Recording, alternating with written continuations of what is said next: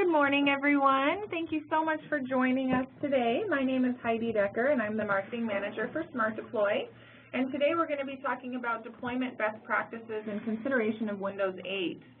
In the room here with me today, we've got a group of people. We have Alan Marsh, our CTO, Eric Nymark, our Systems Engineer, Spencer Dunford, our Director of Sales, and Aaron Suzuki, SmartDeploy CEO and Founder.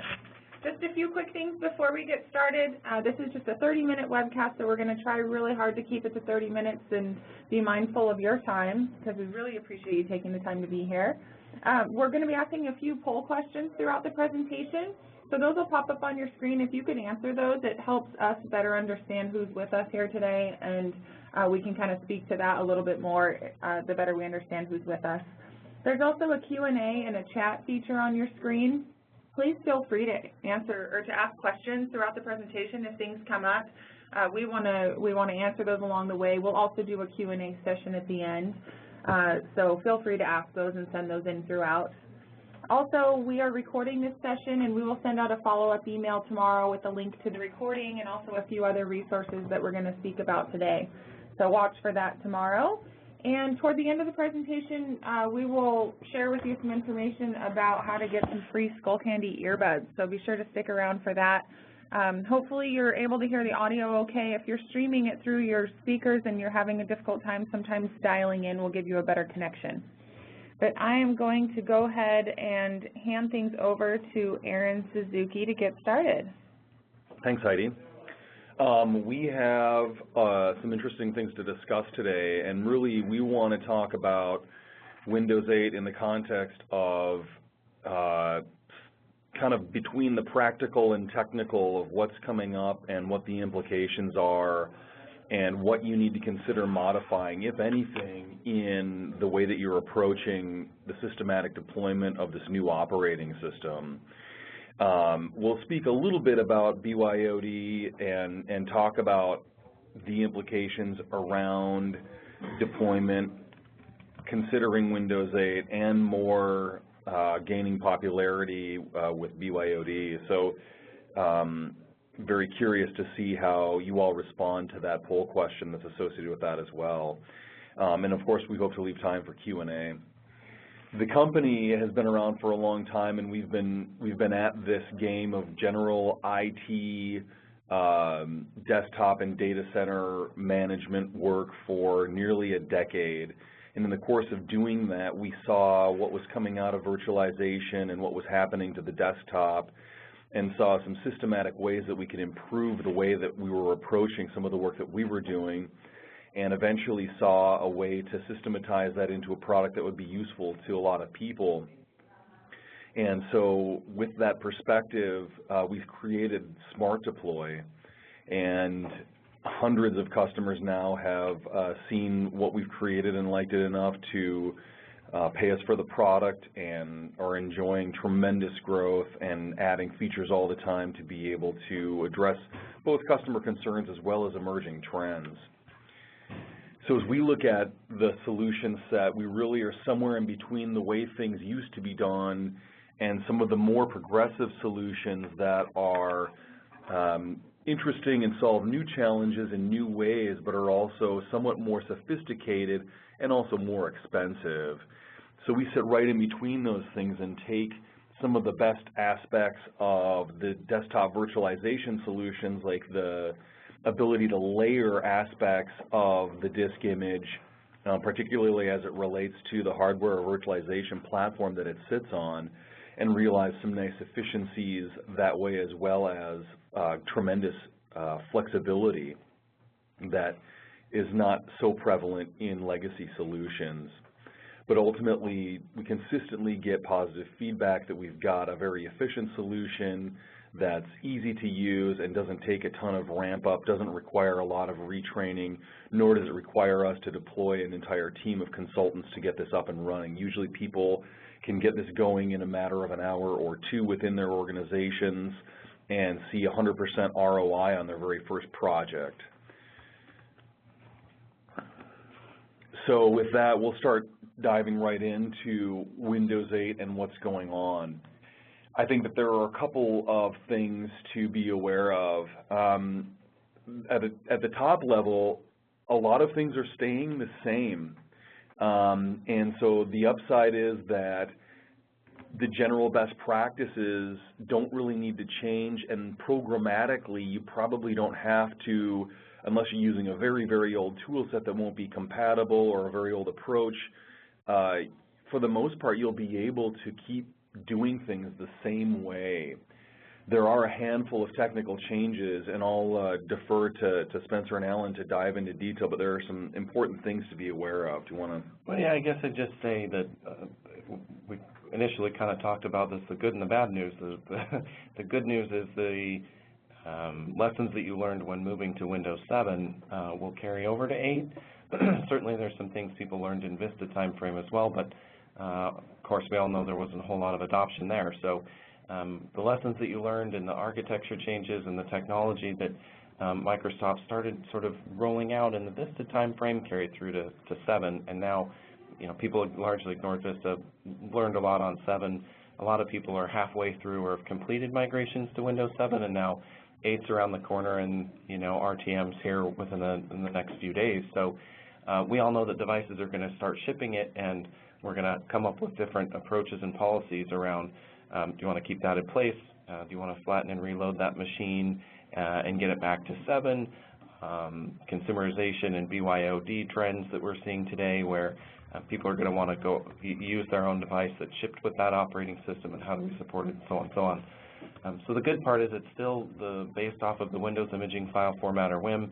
A lot of people that have used the MTT or System Center or Wake and that kind of thing already know about WIMs. Architecture is the same, and the best practices are still pretty relevant. So not a whole lot to learn there. The biggest thing, and I'll have Alan talk about some of the stuff around EFI and stuff, but we think the biggest thing is going to be around user acceptance and user training, where anybody that's taken a quick peek at the UI obviously realizes it's the biggest departure from a user interface perspective that Windows has ever had.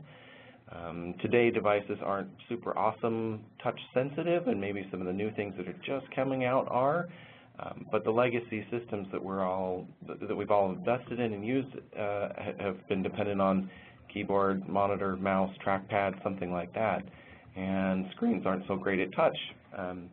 And so we're interested to see how people will adapt and use the new touch interface, especially when maybe the device they've been given doesn't have full touch capability. So obvious things to look out for are, gosh, I'm so used to my start menu, it's always been there, I know how to find my apps from that.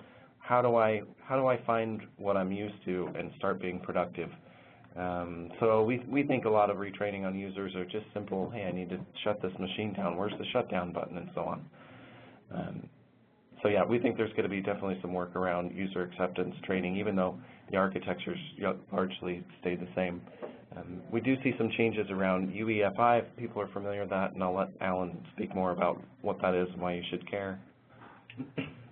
Yeah, so that's kind of the one big under the hood change that's happening with Windows 8, I guess, is that they're moving, well, they're going to require the OEMs to ship new hardware with UEFI and Secure Boot enabled.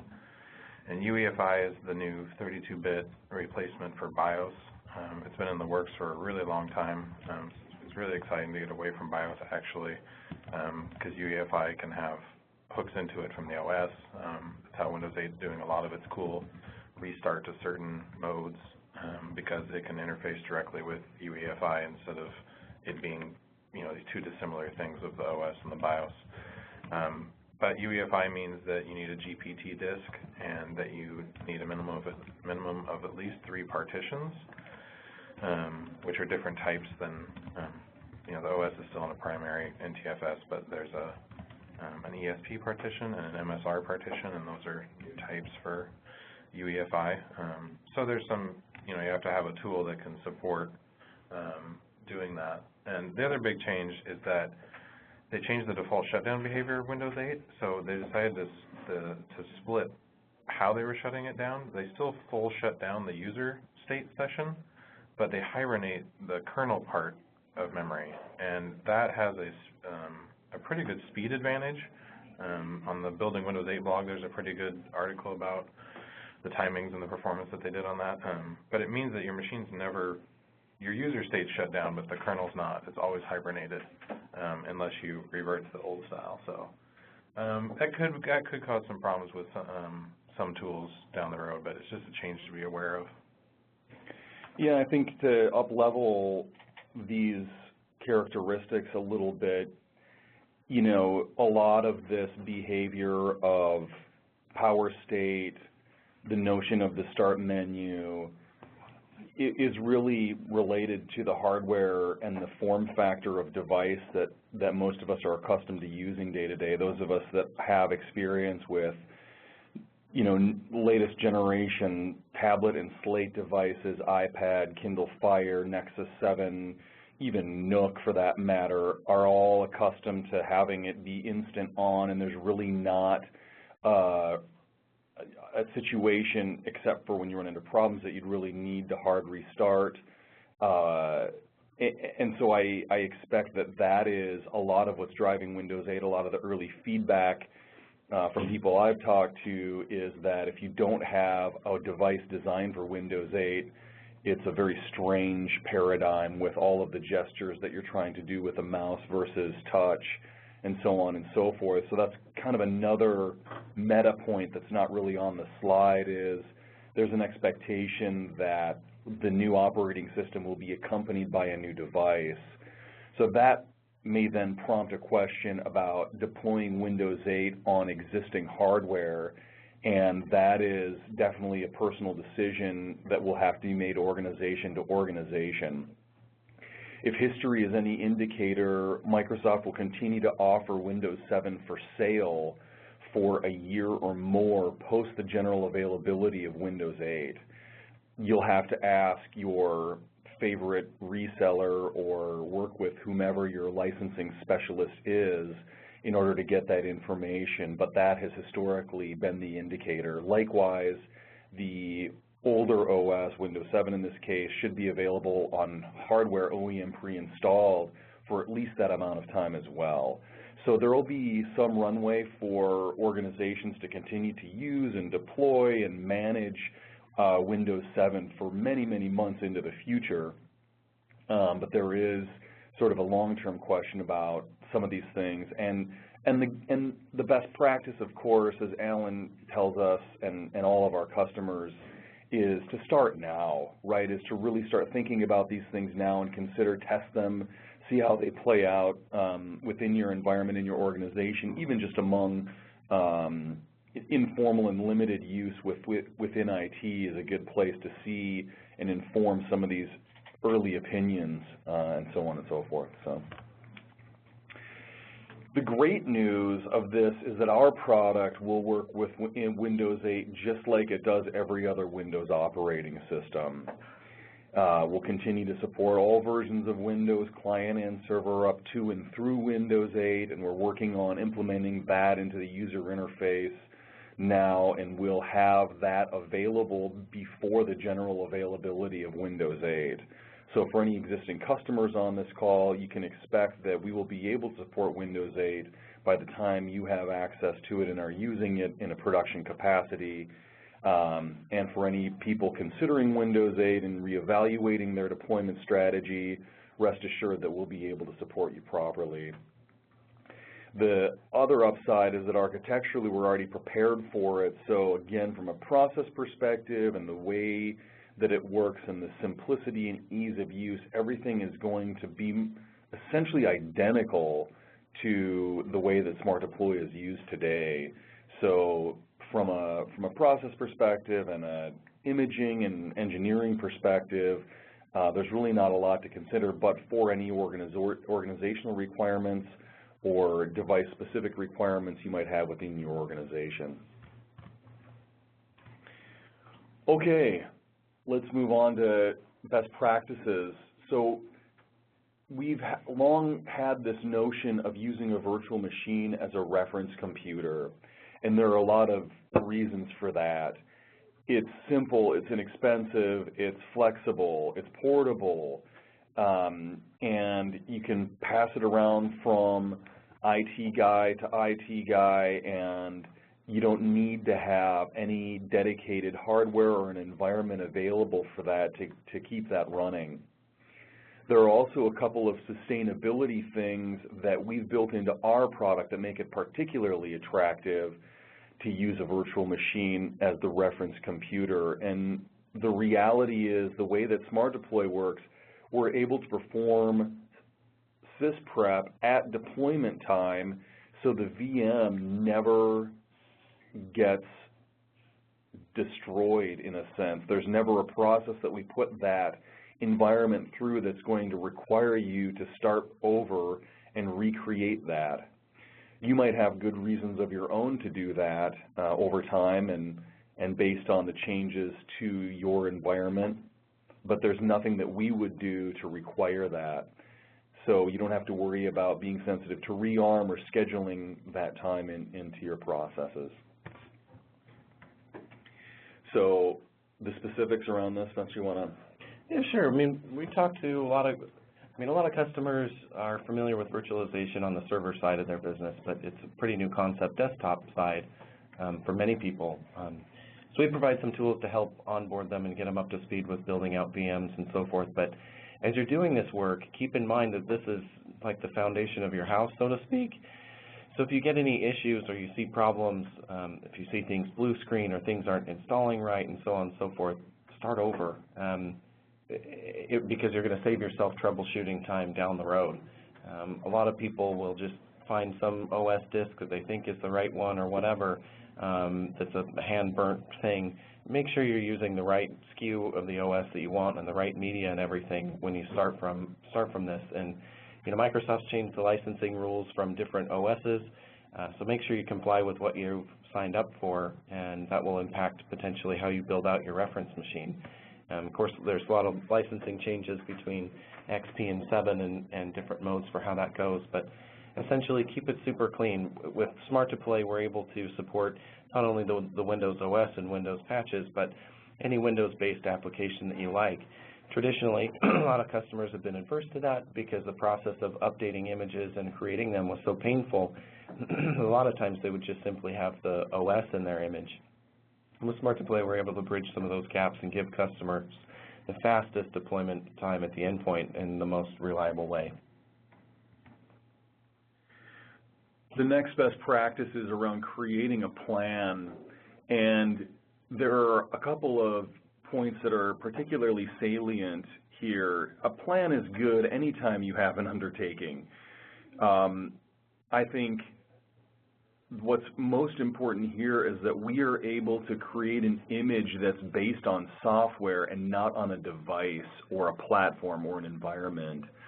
So you can really make your plan around the software that you use and are going to support for the long term. And that plan can include what's going to be included in the base image and what's going to be deployed post-imaging.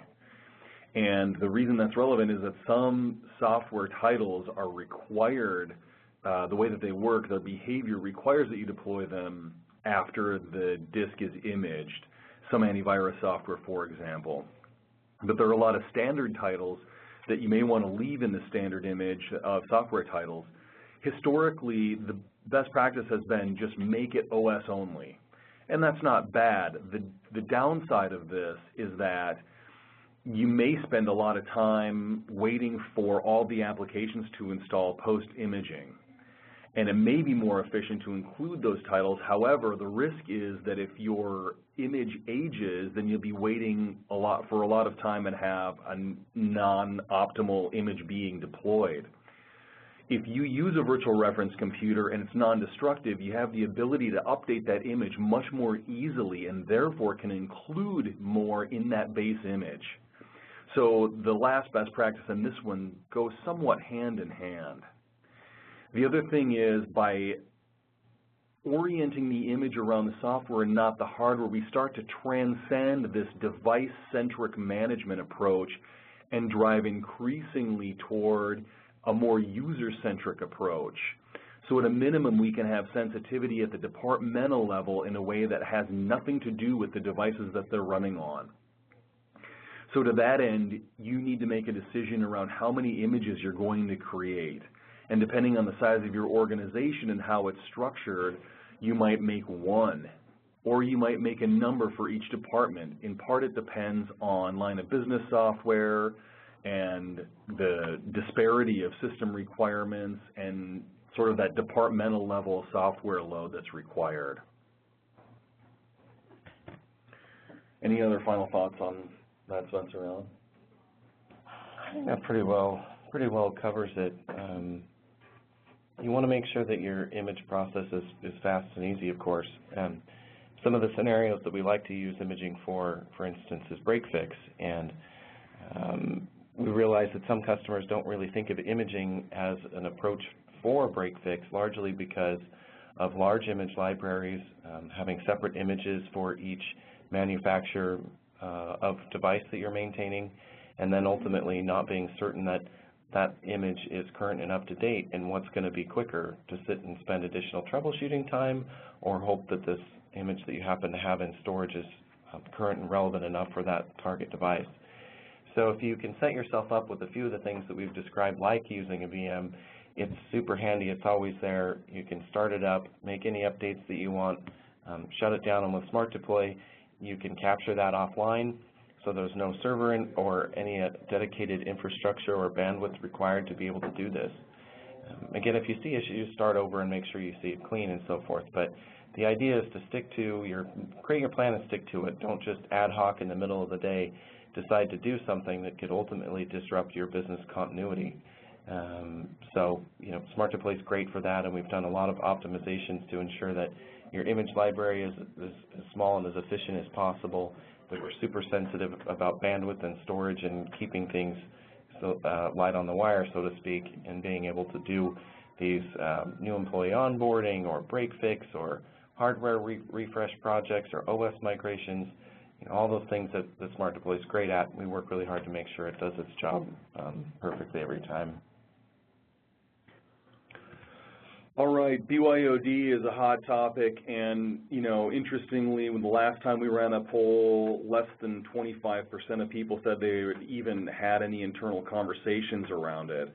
So even though it's a very popular discussion point, there hasn't been a lot of activity among our audiences to actually take some practical action toward it.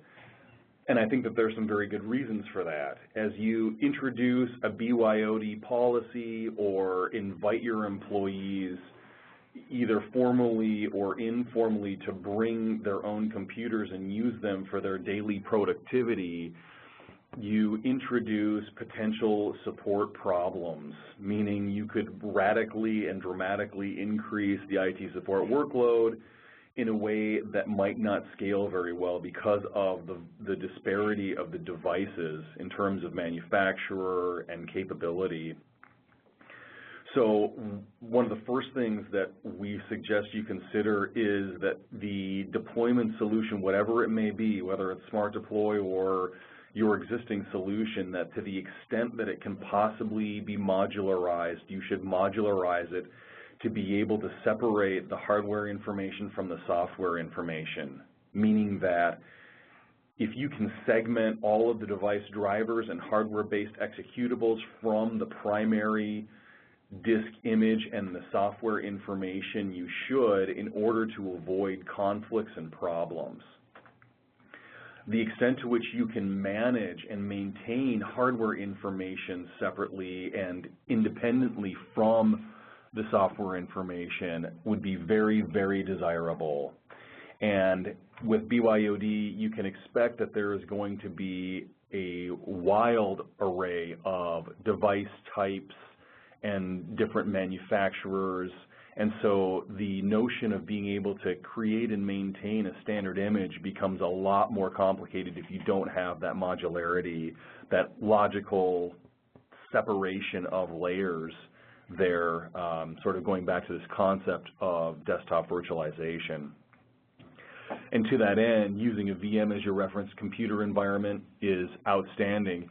You may also consider using a guest OS in the form of a virtual machine on these BYOD devices. The downside, again, is where they're not standardized, you may not be able to count on these devices having sufficient processing and memory capability to power a VM well enough to have a good user experience.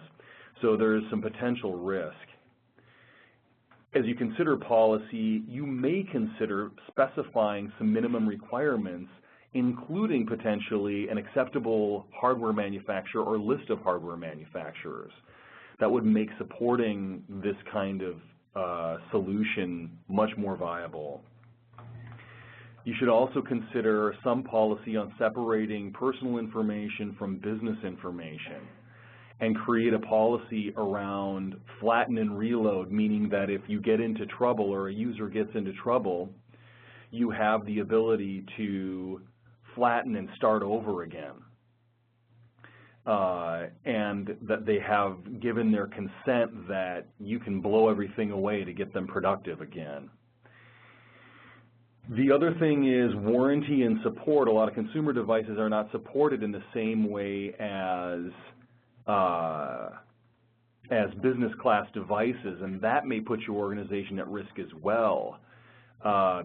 And something to consider about, and this goes back to specifying hardware manufacturer, is having the right class of device so that it's properly supported so that the business isn't put at inordinate risk. And finally, going back again to this hardware associated thing, is serviceability. Some devices are set up to be able to be serviced over time, and some are made to be almost disposable, where you can't very easily swap out a hard drive if it fails, or expand memory, or replace a keyboard or a display. So these are a lot of things that could cause business interruption or disruption or productivity disruption at a minimum that really should be considered as these new things come to bear. So just a quick slide about how SmartDeploy sits with some of those legacy products that we've looked at. Essentially, it's the fastest and easiest to use. We did a little project with Passmark as a third-party vendor that went and did a comparison study, and what we found is it was the fastest product in the space to be able to create an image, roll it out to a machine, update that image, and redeploy it. And the thing that's not reflective here is the time disparity grows even further as you think about not only additional devices, but additional unique devices. So SmartDeploy's hardware independence and ability to apply one image to any device, this disparity can grow even further. Just a quick slide about how SmartDeploy is set up. On the right side here, basically you install SmartDeploy tools to a local workstation, and that's where you will create and build out and manage and maintain and update your deployment packages. From there, you can export right to offline media, CDs, DVDs, USBs, whatever you like, and start deploying to any machine in your environment. Optionally, we can take advantage of your existing infrastructure and the power of your existing network for network-based boot and deployment and storage and so on. But it's not a requirement, so it makes it super simple, but we can take advantage of everything, so it makes it very flexible and powerful. On the left, you see another diagram where basically we've logically and physically separated hardware information from software information. The hardware information is what we call, we store in files that we call platform packs. And the cool part about them is these are a lot of the device drivers that you guys have spent time troubleshooting and working on. A lot of these are pre-built for the major manufacturer OEMs as part of the services with SmartDeploy. So you can go download a pre-built package that will contain not only network and mass storage, but audio, video, chipset, everything that's going to make that device run beautifully. Separately, the software-specific information gets stored inside the image, so that's your OS, your apps, your patches, and so on. And at deployment time, we know what machine we're deploying to and only use those drivers. We know which OS is getting applied, and we put everything back together beautifully every time. We've got a ton of unique customers. Most of our customers are in the SMB, core mid-market, and lower end of the enterprise, but anybody from 25 to 5,000 seats is a pretty core customer. Verticals all over the board, from education to state and local government, manufacturing, healthcare, and so on. We've really got a diverse set of customers that have found value in the product. We'd love to earn your business and to work with you and see if SmartDeploy makes sense for your environment. We put together a fun little promotion for you where you can go to smartdeploy.com/challenge and take a demo. We usually do a 30-minute demo Wednesdays at 10 a.m. or we can set up a time that works for your calendar. And just for your time, we'll extend a product discount if you decide you would like to purchase a product of additional 20% off and send you a pair of cool Skullcandy earbuds. We mostly sell the product through software resellers. We have a preferred list of vendors that we work with that offer advantageous turnaround and pricing terms. But if you have somebody who you like to buy from, let us know, and we're happy to try and get a quote sent to you through that organization. So again, smartdeploy.com/challenge. Smartdeploy.com's got a ton of great resources. We have a free, fully functioning trial piece of software so you guys can take and play with it in your environment and see everything work. So with that in mind, we had a few questions trickle in and wanted to jump in and knock a couple of those out. I realize we're right up on time at 10:30 here, so we'll stick around and answer a couple of these questions. You guys, we'll be sending around the recorded session and links to the PowerPoint deck and other resources. So if you, we want to be respectful of your time, and if you need to jump off, we totally understand. But we'll stick around here for a few more minutes and tackle some of these questions. Thanks, Spencer. Okay, yeah, like Spencer said, if you need to leave, feel free. We'll send around the recording tomorrow, so you can just listen to the Q&A session here if that's what you're interested in. But if you have the time to stick around, we'll go ahead and answer some questions. So we had a question come in from Bruce. Windows 8 uses Hyper-V for virtualization. How does that affect your product?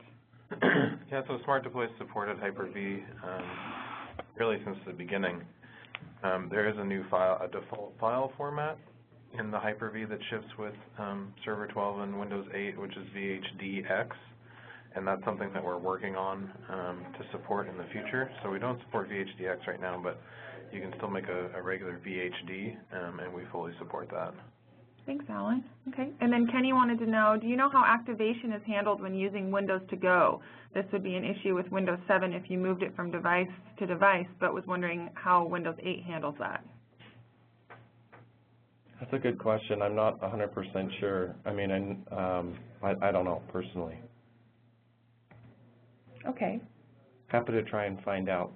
I know licensing-wise, it was part of software assurance, and if you had the license rights to be able to have software assurance, you could run your machine on your work computer and your home one, but I don't really know what triggers activation with Windows to Go. Okay. Thanks, Spencer.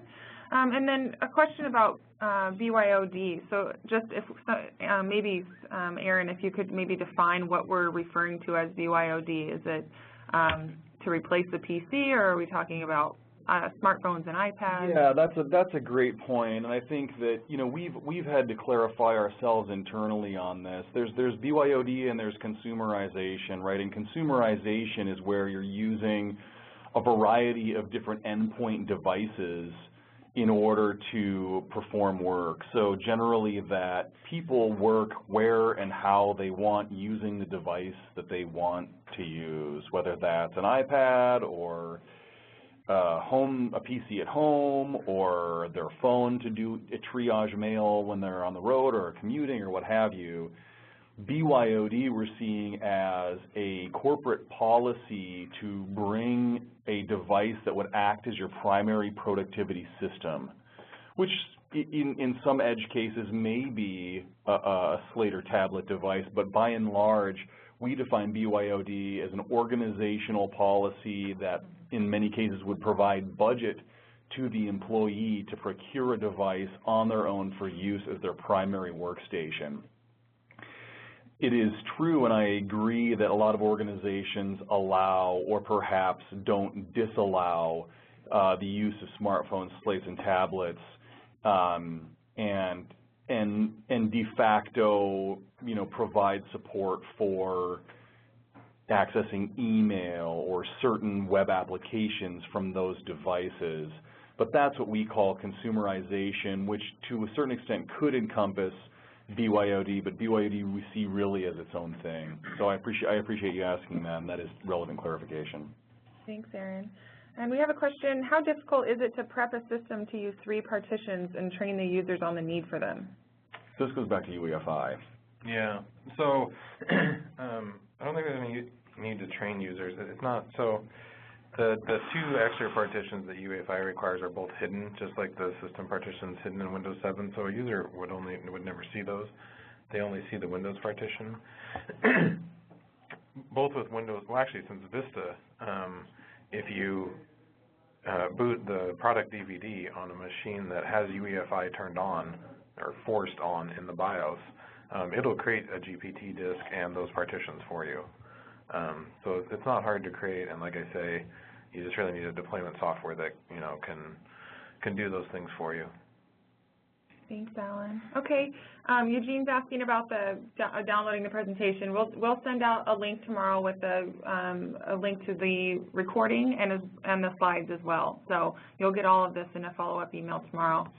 And it looks like the questions have kind of started to stop, so I think we're going to go ahead and end it right there. If you have other questions or something comes up later today when you're thinking about some of the content we talked about, just feel free to reach out to us. You can email us, sales@smartdeploy.com, and we'll get your question over to the right person, or feel free to call us or anything. So we are here and definitely want to hear more about your environment and your questions. So thank you so much for taking the time to be here. Check out the SmartDeploy Challenge if that's something that looks like it may be interesting, and get your Skull Candy earbuds and your SmartDeploy discount. And we look forward to working with you. Thank you so much.